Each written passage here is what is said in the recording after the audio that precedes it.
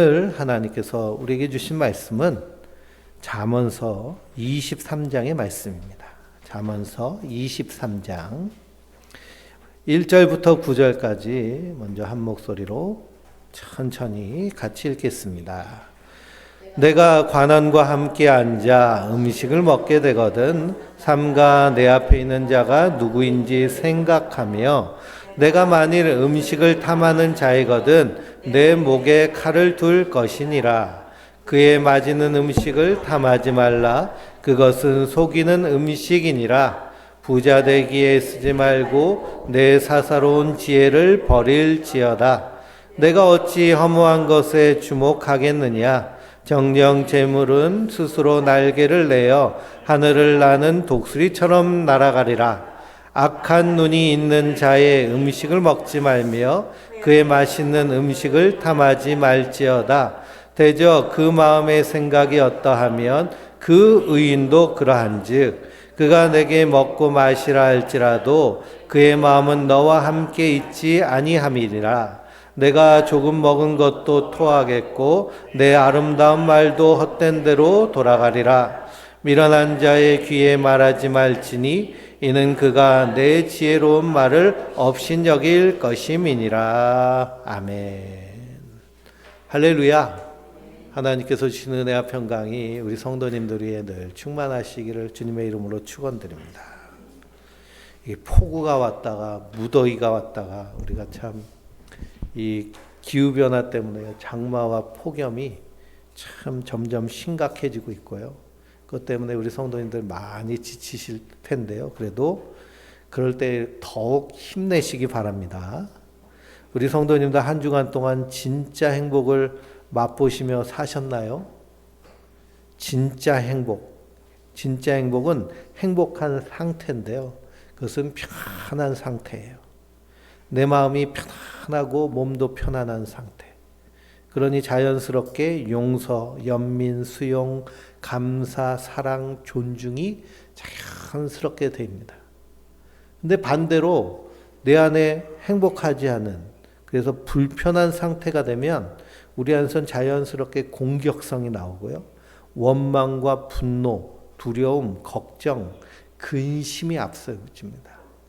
아니 공격성이 누구에게 나올까요? 가장 가까운 가족에게 나오고, 그리고 내 주변에 있는 나를 사랑하는 사람에게 나오고, 그래서 관계가 더 나빠지고, 이것이 반대로 가는 거예요. 시소처럼. 내가 편안하면 용서, 연민, 수용, 감사, 사랑, 존중이 풍성해지고, 내가 불편하면 공격성, 원망, 분노, 두려움, 걱정, 근심이 차고 넘치게 됩니다. 그래서 이게 우리의 뇌에서 분명히 작용이 일어나요. 편도체가 불어나면 이런 부정적인 것들이 나오고, 그리고 편도체가 안정되면 전전두피질이 활성화되면서 이러한 선한 것들이 우리에게 풍성하게 드러나게 됩니다. 그래서 우리가 우리의 삶의 무게의 중심이 자꾸만 외부에 있을 때, 나의 소유, 지위, 자녀, 친구, 사교의 모임, 이런 외부에 나의 삶의 중심이 있으면 행복할 수 없고 공허와 무료, 그리고 정신적 빈곤에 빠지게 됩니다. 그러니까 밖에서 일어나는 하찮은 일에 늘 신경 쓰면서 살면 반대로 내 내면은 어떻게 될까요? 텅 비어서 공허해지고, 그리고 내 내면을 잘 보지 못하기 때문에 그것이 더 가속화됩니다. 그래서 우리 내면에 집중하게 됩니다. 그래서 이 청소력이라는 이 책도 읽어보시면 내 내면에 집중하게 되고, 나에게 집중하게 되고, 내 주변에 집중하게 돼서 제목처럼 뭘 열심히 하게 될까요? 청소를 열심히 하게 돼요. 그래서 이 저자는요, 청소를 해가지고 인생이 바뀐 사람인데, 그 안에서 자기가 그냥 경험적으로 쓴 것인데, 이거 심리학적이나 뇌과학적이나 이런 부분에서 이렇게 많이 이렇게 합당하고, 그리고 성경적인 기독교인이지 않지만 우리가 이것을 큰 틀에서 보면 하나님 하신 말씀과 일맥상통하는 부분들을 많이 발견할 수 있습니다. 우리가 지난주에 삼시의 말씀을 통해 나누기로 한 것이 마음의 성결을 사모하는 자는 입술에 덕이 있으므로 임금이 그의 친구가 되느니라 라고 한 말씀으로 나누기로 했습니다. 그러니 한 주간 동안 나의 입에서 나오는 말이 덕이 있는 말인가? 안 그럼 부덕한 말들이 나오는가? 한번 생각해 보셨나요? 가족에게 하는 말, 일터에서 동료들과 하는 말, 그리고 내 지인들에게 하는 말, 또 우리 성도들에게 하는 말이 덕 있는 말이었는가? 마음을 살피고 그리고 위로하고 힘을 주는 말인가? 안 그러면 그냥 가시와 송곳이 되어서 찌르는 말인가? 마음의 정결을 사모하는 자는 내 안에 선한 것이 없으므로 선하신 주님의 은혜를 구하고 그 사랑을 구하고 그러면서 나 자신을 잘 살피기 때문에요. 내 입에서 나오는 언어가 어떤 것인가를 잘 살피게 돼서 덕 있는 말을 하게 되는 줄 믿습니다. 이번 주에 우리가 삼수로 나눌 말씀은 또 뭘까요? 잠언서 23장 12절인데요. 훈계에 착심하며 지식의 말씀에 귀를 기울이라. 그러니 우리의 마음이 어디에 이렇게 집착해야 돼요? 훈계. 어떤 훈계? 하나님이 나에게 주신 훈계. 어디에 귀 기울여야 돼요? 지식의 말씀. 이 지식은 세상 지식이 아닌 창조주 하나님께서 우리에게 말씀으로 주신 이 지식에 귀를 기울이면서 우리가 얼마나 착심하고 얼마나 귀 기울였는가. 그래서 듣는 것과 말하는 것은 우리의 뇌에서 같은 부분에서 작용을 합니다.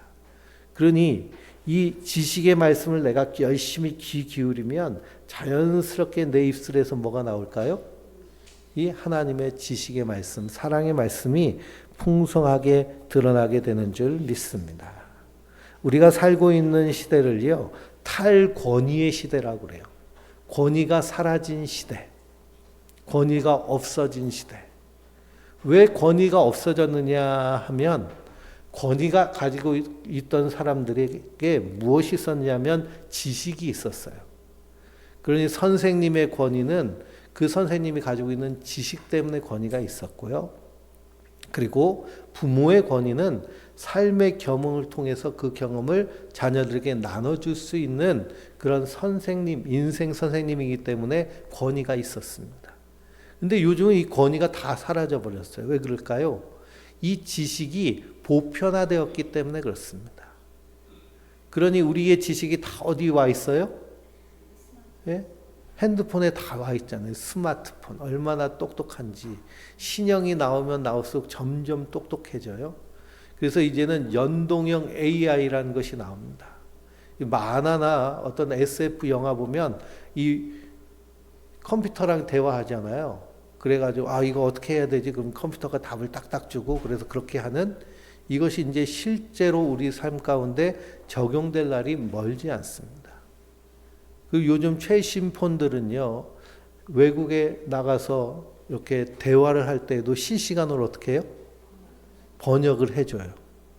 그래서 이 귀에다 이거 꽂는 거랑 연동을 하면 내가 한국말로 하면 핸드폰이 외국말로 말해주고 외국 사람이 외국말로 하면 실시간으로 내 귀에 이어폰으로 한국말을 해주고 또 반지도 나왔더라고요. 반지를 끼면은 내가 스트레스를 얼마나 받고 있는지 심박수는 어떤지 그리고 수면은 어떻게 자고 있는지 이런 건강 정보까지 다 알아서 정리해 주는 시대에 우리가 살고 있습니다. 그리고 지식이 보편화되어 있어요.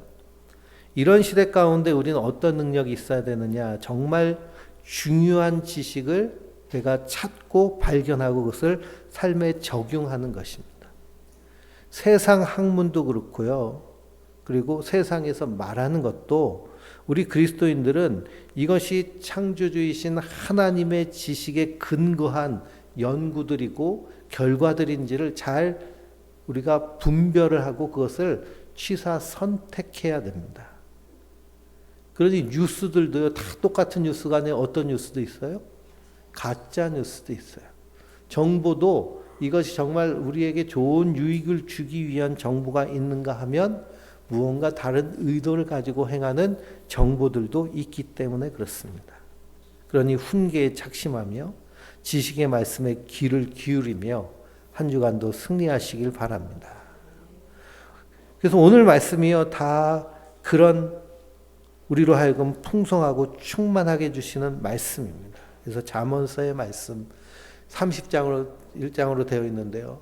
하루에 한 장씩 우리가 묵상하고 암송하고 그것을 삶에 적용하고 사는 일들이 얼마나 중요한지 몰라요. 왜 그러냐? 이 하늘의 지혜는 우리에게 생명을 주시는 하나님의 말씀이시기 때문입니다. 오늘 말씀의 제목은 누구 앞에 서 있는가라는 제목입니다. 누구 앞에 서 있는가? 지금 우리는 누구 앞에 서 계세요? 하나님 앞에 서 계세요. 우리 그리스도인들은 이 신전 의식 코람 데오라고 그러는데요. 내가 하나님 앞에 서 있는 자다라는 사실을 언제라도 잊지 말아야겠습니다. 내가 서 있는 자리가 어딘가를 분명히 알아차리면 우리 인생에 혼동이 오지 않아요. 마음에 갈등이 오지 않고요. 그리고 인생이 무기력해지지 않습니다. 4절 말씀을 보면 뭐 되기에 애쓰지 말라고 그래요? 부자 되기에 애쓰지 말고 내 사사로운 지혜를 버리라 라고 말씀하십니다. 세상은 뭐 되라고 애쓰라고 말하는데요? 부자 되라고 애쓰라고 말하는데 성경은 부자 되라고 애쓰지 말라는 것입니다. 그러면서 그러기 위해서 네가 가지고 있는 사사로운 지혜를 버리라는 거예요. 이 사사로운 지혜라는 것은 하나님의 지혜에서 벗어나 세상적이고 정욕적이고 마귀적인 것을 의미합니다. 부자 되기 애쓰지 말라고 해가지고요. 그냥 놀고 먹으면서 아무것도 하지 말고 그냥 길거리에서 구걸하면서 살라는 말씀이 아니죠. 우리가 부를 얻는 방법은 다양합니다. 내가 공부하고 노력해서 정당하게 취하는 것, 이것은 부패하지 않고요. 성경은 그것이 중요하고 귀하다고 말씀하십니다.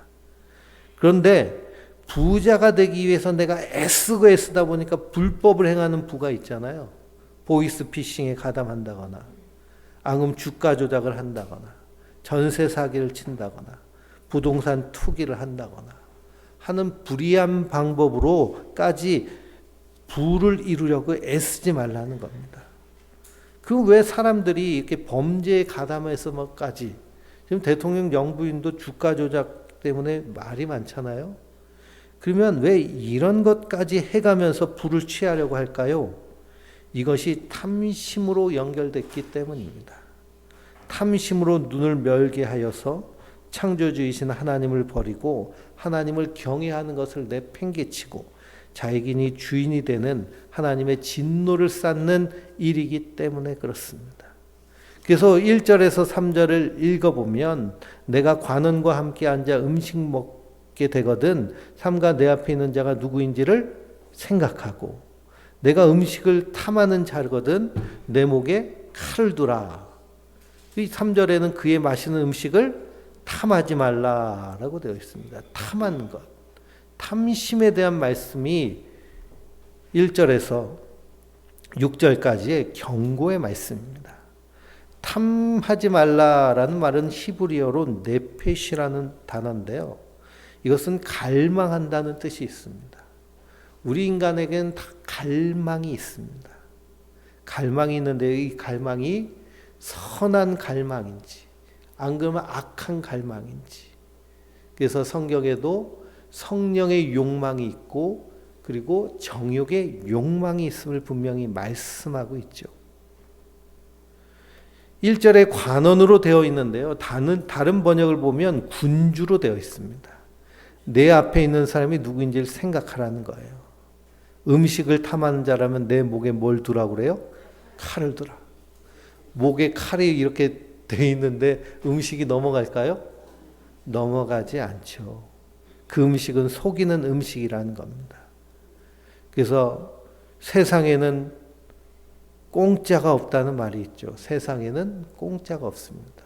내가 그냥 뭔가를 먹었어도 언젠가는 그것을 다 갚아야 될, 토해낼 일이 있다는 거예요. 왜 그러냐? 세상은 진실하지 않기 때문입니다. 그래서 우리 그리스도인들은 진실한 공동체를 추구해야 돼요. 그 진실함 안에서의 핵심은 사랑인 줄 믿습니다. 6절에서 8절도 음식 먹는 것과 연결되어 있습니다. 악한 눈이 있는 자의 음식을 먹지 말며 그의 마시는 음식을 탐하지 말라 그랬습니다.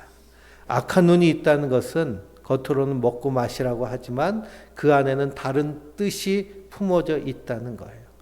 그래서 동상이몽이라고 말하죠. 그 사람의 마음은 너와 같지 않다는 겁니다.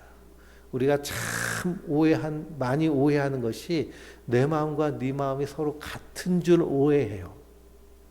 그러다 보니까 내가 이렇게 해줬는데 또 이렇게 대접받았는데 전혀 다른 마음을 저런 다른 상황을 경험하게 됩니다. 동상이몽. 그러니 자녀와의 관계에서도 부모와 자식과의 관계에서도 부모의 마음이 자식의 마음이 아닐 때도 있고요. 자녀의 마음이 부모의 마음과 다를 때도 있습니다. 그러니 탐하지 말라는 거예요. 근데 이 잠언서가 쓰여질 당시에 이 음식이라는 개념에 대해서 우리가 생각해 볼 필요가 있습니다. 우리는 풍요 속에 살고 있잖아요. 인간이 배불리 먹어서 그래서 배에 살이 지방이 끼기 시작한 시대는요. 불과 100년이 안 됩니다. 한 60년 정도뿐이 안 돼요. 특히 대한민국은 언제부터 배에 지방이 끼기 시작했을까요? 80년대부터 성인병이라는 것이 생기기 시작했어요. 그러니 50년이 안 되는 세월 우리가 살고 있는 시대에 겨우 배불리 먹었죠. 그전에는 배불리 먹는 사람들은 왕, 군주, 기득권 세력, 부자들 그런 사람들만 배불리 먹었습니다. 그러니 북한만 봐도요. 북한에는 뚱뚱한 사람이 누구예요? 예? 김정은하고 그 딸만 뚱뚱하고요. 나머지는 다 빼빼 말랐어요. 홀쭉해요. 예. 아주 그냥 뼈랑 가죽뿐이 없어요. 잠언 시대에는 다 이런 시대였습니다. 하루에 끼니를 거르는 날이 수없이 많은 날. 그러니 음식이라는 것은 이 세상 가운데서의 권력을 의미하기도 하고요. 세상 가운데서 이 세상의 부귀영화를 의미하는 것을 우리가 받아들여야 됩니다. 단순히 음식으로만 해석하면 우리가 이것을 잘못 해석할 수 있습니다. 그래서 탐하지 말라는 거예요. 탐하지 말라. 3절과 6절에 탐하지 말라는 말씀이 나오고요. 계속 반복합니다. 그래서 모든 탐심을 물리치는 것이 성경에서 말하는 참된 지혜입니다. 그래서 그리스도인들의 삶의 원칙은 탐심으로 사는 자들이 아니라 사랑으로 사는 자들이에요. 4절의 말씀을 세번역 성경으로 보면 부자가 되려고 애쓰지 말고 그런 생각을 끊어버릴 슬기를 가져라 라고 말씀하십니다. 그러니 부자가 되려고 하는 생각을 끊어버리는 것도 뭐예요? 슬기로운 거예요. 용기이며 지혜이며 능력이라는 것입니다. 우리가 내가 가지고 있는 물건들 중에 필요 없는 물건들 있잖아요. 쌓아두는 물건. 옷이라든지 신발이라든지 뭐 다른 가구라든지 집에 꽉 차 있죠. 냉장고에도 꽉 차 있고. 그것도 버리는 것이 지혜이고 용기이고 능력이라는 거예요. 그런 버리는 것. 그러니 부자가 되려고 하는 우리 마음의 탐심을 버린다는 것 우리에게 가능할까요? 불가능할까요? 사실은 불가능합니다. 그러니 예수님이 우리의 허물과 죄를 대신 지시고 십자가에 달려 죽으시기까지 하신 거예요. 그래서 우리는 우리의 존재가 어떤 존재인지를 분명히 알아차리고 날마다 그것을 잊어버려서는 안 됩니다. 그럼 우리의 존재는 어떤 존재일까요? 영혼에 비춰보면 정말 티끌 같은 존재, 한순간진 존재. 그러니 그것을 우리가 분명히 알면, 우리의 존재성을 알면 지금 이 순간을 내가 살아가는 것, 오늘 하루를 내가 살아내는 것이 얼마나 기적적이고 기쁘고 감사한 일인지를 알게 됩니다. 탐심에 휩싸여 가지고요, 눈이 시뻘거져서 돈 하면서 오늘도 돈 때문에, 오늘도 돈 벌기 위해, 오늘도 뭔가를 내가 채우기 위해 온갖 눈이 세상을 향해 가서 나를 파고 착취하는 인생이라면 그것이 바른 인생이라고 세상은 말하지만요, 성경은 그것을 어떤 인생이라고 이야기하느냐? 어리석은 인생이라고 얘기합니다. 시편 39편 4절에서 7절 한번 찾아보실까요? 시편 39편 4절에서 7절입니다. 다윗이요, 이스라엘 통일한 다윗 왕이 하나님을 향해서 기도하는 찬양의 시편인데요. 4절에서 7절을 같이 읽어보겠습니다. 여호와여, 나의 종말과 연한이 언제까지인지 알게 하사 내가 나의 연약함을 알게 하소서. 주께서 나의 날을 한 뼘 길이만큼 되게 하시매 나의 일생이 주 앞에는 없는 것 같사오니 사람은 그가 든든히 서 있는 때에도 진실로 모두가 허사뿐이니이다. 진실로 각 사람은 그림자같이 다니고 헛된 일로 소란하며 재물을 쌓으나 누가 거들는지 알지 못하나이다. 주여, 이제 내가 무엇을 바라리요? 나의 소망은 주께 있나이다. 아멘. 우리 인생이요, 긴 것 같지만 한순간이라는 것입니다. 우리 주변에 오래오래 살 것 같은데요, 어느 순간 사라진, 이슬같이 사라지는 것이 우리 인생의 모습입니다. 지지난주에도 저랑 같이 대학원 공부한 동기 목사님이 산에 등산하러 갔다가 심근경색이 오셔가지고요, 갑자기 돌아가셨어요. 인간은 그런 것이죠. 그래서 어머니가 교통사고로 돌아가신 그 가정이 있는데요, 그 가정에서는 가장 귀한 음식이 뭐냐면 엄마가 만든 김치예요. 김치 냉장고에 있는데 그 김치를 그냥 보물 중에 보물이에요. 왜 그럴까요? 예? 그걸 먹어서 없어지면 다시는 엄마가 만든 김치를 먹을 수 없기 때문에. 그러니 우리 성도님들이 가족을 위해서 만드는 김치 냉장고에 넣은 것 이렇게 우습게 생각하셔서는 안 됩니다. 예. 그래서 실제로 일본에서는요, 어머니가 돌아가시고 그래서 엄마가 만든 그 감자 조림이 있는데요, 그걸 먹으면 엄마가 잃어버릴 것 같아서 냉장고에 수십 년 묵어놓다가 그걸 꺼냈어요. 그래가지고는 이 음식을 똑같이 복원해줄 사람을 찾는 것을 방송을 하고, 그래서 요리사가 그것을 똑같이 복원하고 하는 그런 모습도 있습니다. 정말 소중하고 귀한 것은 멀리 있는 것이 아니라 바로 가까이에 있다는 사실이에요. 그러니 우리가 우리 인생의 종말과 연한이 언제인지를 분명히 알면 하루하루 지금 내가 하는 행위, 지금 내가 하는 일들이 소중하고 귀한 줄 믿습니다. 예수님 뭐라고 하셨어요? 목숨을 위하여 무엇을 먹을까? 무엇을 마실까? 몸을 위하여 무엇을 입을까? 염려하지 마라.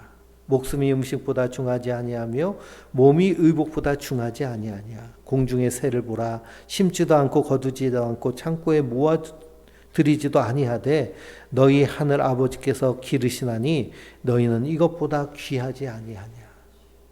그러므로 우리 그리스도인들은 이 땅에서 정말 귀한 것이 무엇인지를 아는 자들이에요.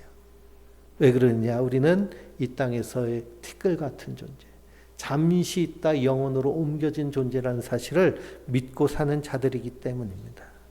그래서 디모데전서 6장 8절을 보면 우리가 먹을 것과 입을 것이 있은즉 족한 줄로 알 것이니라 라고 말씀하십니다.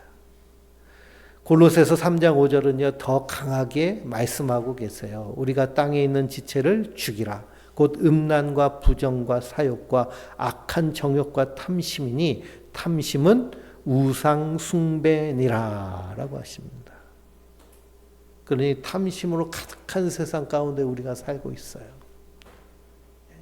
나무 목상에다가 또 금신상에다가 절하는 것만 우상 숭배가 아니고요. 내 안에 욕심이 가득하여서 세상만 뚫어지게 바라보는 것이 바로 우상 숭배라고 분명히 말씀하십니다. 그래서 이런 세상 가운데 우리 그리스도인들은 하나님의 말씀에 따라 자족하며 사는 자들인 줄 믿습니다. 자족하는 마음이 있으면 경건에 큰 유익이 되느니라 라고 사도 바울은 말씀하고 있거든요. 그러니 지금에 만족하고 감사하고 지금을 풍성하게 누리고 그리고 지금에 내가 최선을 다하면 그러면 그냥 그 수준으로 머물까요? 하나님은요 절대 그렇게 우리를 만들지 않으셨습니다. 오히려 더 그것이 풍성해지고 충만해져서 우리 주변 가운데 생명으로 가득하게 되는 줄 믿습니다. 그러나 미련한 자는 듣지를 않아요. 그래서 9절 말씀은 뭐라고 하나요? 미련한 자의 귀에 말하는지 말지니 이는 그가 내 지혜로운 말을 업신여길 것임이니라 라고 하셨습니다. 그러니 사람들은 기본적으로 들을 준비가 되어 있지 않습니다. 성경은 그것을 미련하다고 얘기해요. 예수님은 더 강하게 말씀하셨는데요. 너희 보화를 개에게 주지 말고 너희 진주를 돼지에게 던지지 말라라고 하십니다.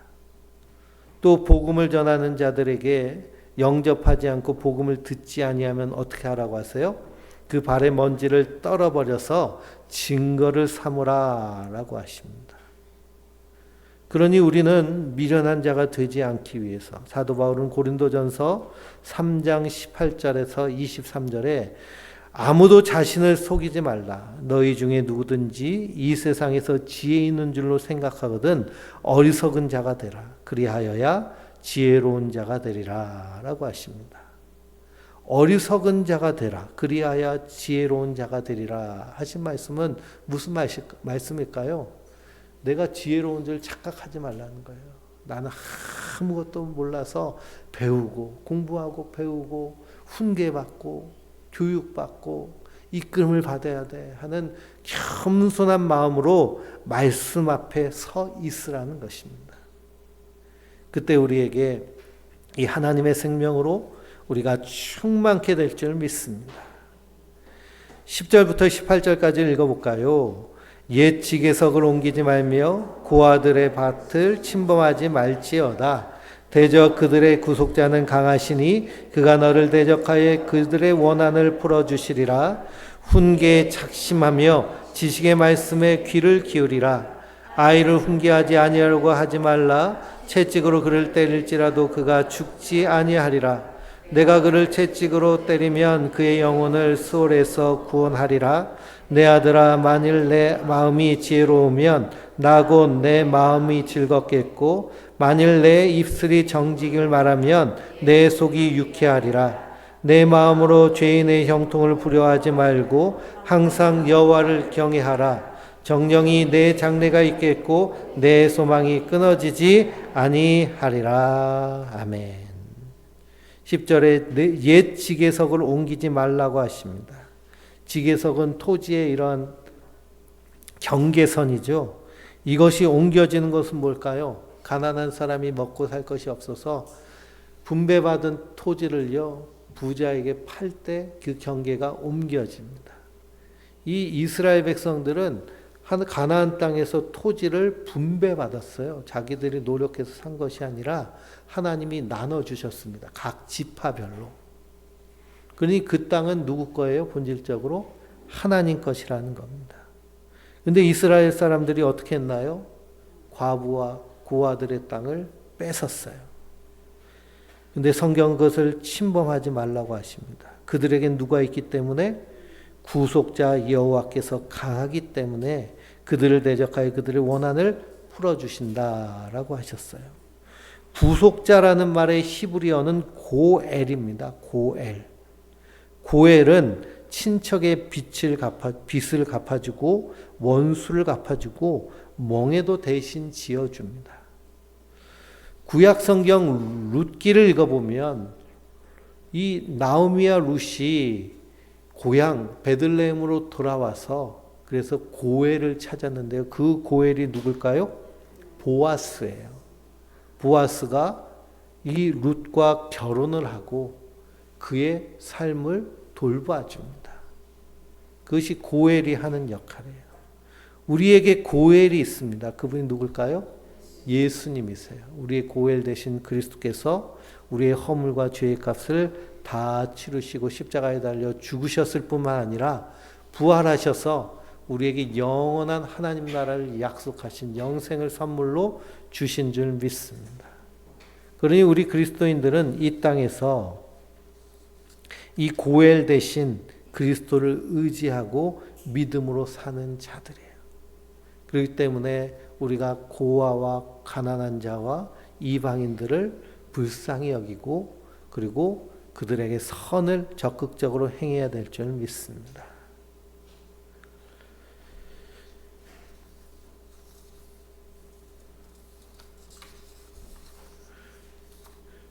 또 12절에서 14절을 보면 훈계에 대한 말씀이 나옵니다. 훈계에 대한 말씀.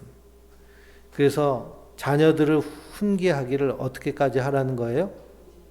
채찍질하기까지 하라는 겁니다. 이것을 세번역 성경으로 보면요. 훈계를 너희 마음에 간직하고 지식이 담긴 말씀에 너의 귀를 기울이라. 아이 꾸짖는 것을 삼가하지 말라. 매질을 한다고 하여 죽지는 않는다. 그에게 매질하는 것이 오히려 그의 목숨을 수월해서 구하는 것이다 라고 말합니다. 그러니 이 말씀에 대해서 6세기 교부 여성들을 위한 수도원을 처음 만든 카이사리우스는 이렇게 설교를 합니다. 하나님을 거슬러 죄를 지었다고 생각하는 사람은 스도승처럼 참회해야 됩니다. 스도승처럼 참회를 할 것을 요구하고 있어요. 그러니 다 큰 자녀들 매질하다가 오히려 매맞을 수도 있죠. 그러니 이 말씀을 우리에게 적용하는 것이 맞습니다. 하나님 우리를 우리를 어떤 사람으로 여길까요? 자녀와 같이 우리를 여기세요. 그러니 하나님의 훈계의 말씀, 지식의 말씀에 창념하고 귀를 기울일 때 우리에게 어떤 유익이 있을까요? 우리의 영혼이 하나님 안에서 안전하게 거하게 되는 줄 믿습니다. 14절에 내가 그를 채찍으로 때리면 그의 영혼을 수월해서 구원하리라 라고 하셨습니다. 채찍으로 때린다라는 것을 징계한다는 것이거든요. 하나님은 하나님의 자녀들인 우리 성도들을 이 땅에서 때로는 징계를 하세요. 이것을 고난받는다라고 얘기합니다. 그러면 예수 믿으면 고난받을까요? 아니요. 예수 믿는 사람이나 안 믿는 사람이나 다 이 땅에선 고난이 있습니다. 근데 고난을 해석하는 방법이 다른 거예요. 믿지 않은 자들은 고난이 올 때 그 해석을 어떻게 하나요? 남을 원망하고 자기 신세를 한탄하고 비관하고 부정적인 반출을 계속하면서 자기를 괴롭히고 그리고 그 안에서 고통스러워합니다. 그러나 그리스도인들은 고난의 해석의 방법이 달라요. 하나님이 나를 연단하시려고. 사도 바울은 뭐라고 고백하나요? 내가 약할 때 그때가 더 강함이니라. 육체에 질병이 있을 때 이것을 어떻게 해석했나요? 하나님만 의지하게 하시려고. 내가 너무 건강해가지고 혈기 왕성해서 그냥 내 멋대로 하는 것보다 하나님 날 약하게 하셔서 그 약할 때 강하게 쓰신 것 하나님 더 기뻐하시니까 나를 자고하지 않게 하시려고 사단의 가시를 내게 주셨다고 고백합니다. 그러나 내게 능력 주신 자 안에서 내가 모든 것을 할 수 있느니라 이렇게 고백을 합니다. 그러니 우리 그리스도인들은 고난이 올 때에 그 해석이 완전히 다릅니다. 로마서 5장을 읽어보면 우리가 환난 중에도 즐거워하나니 이는 환난은 인내를, 인내는 연단을, 연단은 소망을 이루는 줄을 알미로다 라고 고백합니다. 그러니 예수 믿는다고 고난이 오는 것이 아니라 인생 자체가 고난입니다. 그러나 믿음의 사람들은 이 고난을 해석하는 탁월한 해석의 능력이 있습니다. 기후변화가 심각하잖아요. 근데 대한민국 한반도에 사는 사람들은 심각하다고 그러는데 예전에도 이런 것 같았는데 비가 많이 와서 한강물 막 차서 넘치고 막 소 떠내려가고 돼지 떠내려가고 요즘은 소돼지 그렇게 안 떠내려가잖아요. 비가 그렇게 많은데도 횡성댐 물 틀었다고 그러고 충주댐 틀었다고 계속 문자 오는데 우리 집은 안 떠내려가고 80년대 보면은 장마철만 오면 막 집 떠내려가는 거 그런 거 많이 보셨잖아요. 그래서 기후변화에 대해서 그렇게 심각성을 잘 느끼지 못합니다. 왜 그러냐면 대한민국 사람들은 사시사철, 사계절이 분명해가지고요. 여름에는 동남아처럼 원래 더웠고 겨울에는 북극처럼 원래 추웠어요. 그렇기 때문에 기후가 호락가락해도 적응력이 아주 좋습니다. 근데 지중해에서 사는 사람들 있잖아요. 이 지구에서 가장 좋은 기후를 지중해성 기후라고 그래요. 지중해성 기후는 여름에도 해가 온도가 올라가도요. 습도가 낮아서 그래서 그늘에만 서 있어도 시원한 기후. 그리고 사시사철 온화하기 때문에 겨울에 눈 오거나 그러지 않고 그냥 긴팔만 입어도 견딜 만한 기후. 이런 기후에 사는 사람들이 어떨까요? 이런 기후에 사는 사람들이 막 추워지면요. 막 얼어 죽는 거죠.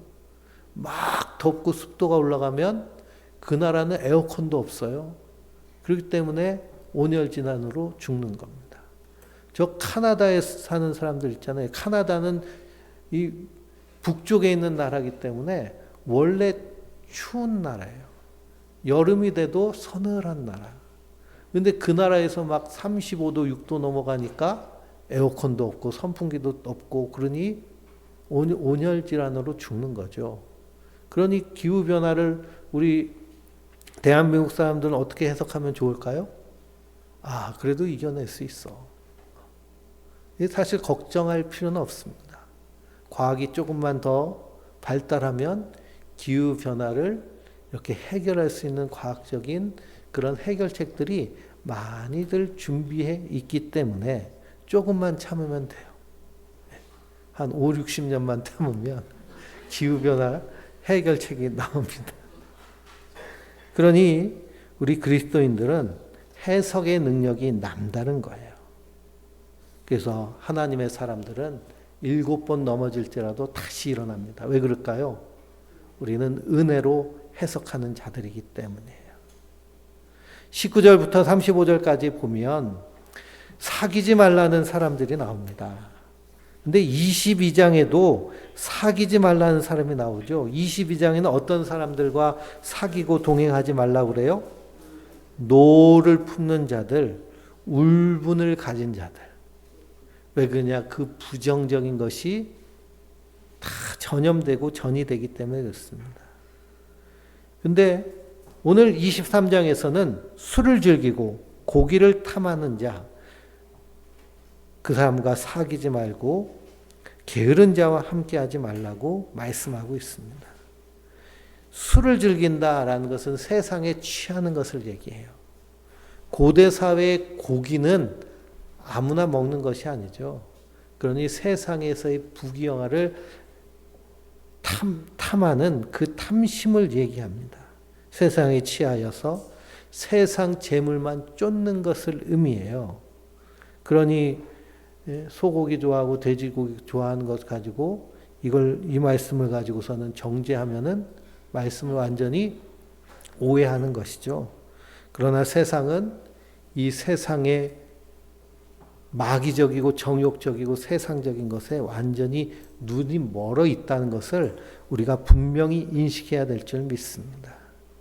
22절부터 끝까지를 보면 너 낳은 아비를 청종하고 내 늙은 어미를 경히 여기지 말지니라 라고 말씀하고 있습니다.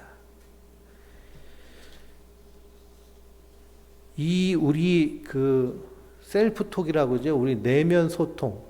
내가 나에게 말하는 것이 내면 소통이거든요. 그런데 놀랍게도 나를 양육한 양육자의 언어는 나에게서 내가 나에게 하는 말과 동일하게 작용이 돼요. 뇌에서. 그러니 나를 양육한 분이 어머니거나 아버지거나 할머니거나 그러면 그 어머니 아버지가 하는 말은 자연스럽게 내 안에서 내가 하는 말과 동일하게 작동이 됩니다. 그러니 돌아가신 부모님이 내게 늘 하셨던 말씀이 아직도 내 귀에 맹맹거리면 그건 뭘까요? 내 안에서 그게 계속 반복돼서 셀프톡이 되는 거예요. 근데 부모님이 하신 말씀이 정말 좋은 말씀이면 내가 그것을 계속 셀프톡하면 좋은데 안 좋은 말들이 있잖아요. 그렇죠? 상처가 되는 말. 그것이 계속 맴돌면 어떻게 될까요? 네? 그것을 끊어버려야 됩니다. 그러기 위해서 우리가 그것을 하나님께 맡기고 돌아가신 부모님과도 화해를 해야 돼요. 우리가 안 좋은 것도 많이 배웠지만 내가 지금 존재하고 있는 것은 누구 때문일까요? 예? 나를 키워주신 부모님 때문에 그래요. 모든 이 지구상의 생명체 중에 가장 양육 기간이 길고 절대적으로 돌봐주지 않으면 생존할 수 없는 존재가 인간입니다. 이 말도요, 태어나자마자 어떻게 해요? 걸어가지고요, 조금 있으면 뛰어댕겨요. 그래서 도망 다녀요, 막. 멧돼지도 낳고 나서 그 조금 있으면 막 숨고 풀숲으로 자기 생존이 가능한데 인간은 자기 생존이 불가능합니다. 그래서 절대적으로 누가 필요할까요? 나를 돌봐준 존재가 필요해요. 하나님 왜 그렇게 만드셨느냐 하면 하나님이 우리에게 어떤 존재인지를 부모를 통해서 알게 하여 주신 것이에요. 그래서 너를 낳는 아비를 청종하고 내 늙은 어미를 경히 여기지 말라라는 것은 결국 하나님이 우리를 자녀처럼 만드실 뿐만 아니라 우리가 이 땅에서 평안함, 행복한 삶을 살 수 있는 가장 베이스가 무엇이냐 하면 부모님과의 관계에서의 화목해됨이에요. 평안을 누리는, 화평을 누리는. 그러니 그 안에서 기뻐하고 감사하고 용서하고 수용하고 존중하고 하는 일들이 자연스럽게 일어날 때 우리 안에서 이러한 평안함 그리고 샬롬이 계속 유지되는 줄 믿습니다. 또 우리가 부모로서 자녀를 대할 때도 어떻게 해야 될까요? 자녀를 향한 내 언어가 그 자녀의 인생에 절대적인 영향을 끼친다는 겁니다. 왜 그러냐? 자녀에게 하는 말이 자기 스스로 하는 말과 동일하게 작동되기 때문에 그래요. 그래서 한 주간 우리의 삶 가운데 이 하나님의 평강, 그래서 우리가 이 훈계를 착심하고 이 지식에 귀를 기울이고 이 지식의 말씀 우리의 삶 가운데 어떻게 적용할 것인가? 적용할 것인가는 우리의 숙제죠. 하나님 우리에게 주신 숙제입니다. 하나님 우리에게 어떻게 살라고 말씀하셨죠? 다 이렇게 꼭두각시로 만들지 않으셨잖아요. 우리에게 자유의지를 주셨습니다. 그러면 한두간도 이렇게 풍성하고 충만하게 하나님의 사랑을 누리며 승리하는 하나님의 사람들 되시길 주님의 이름으로 축원드립니다.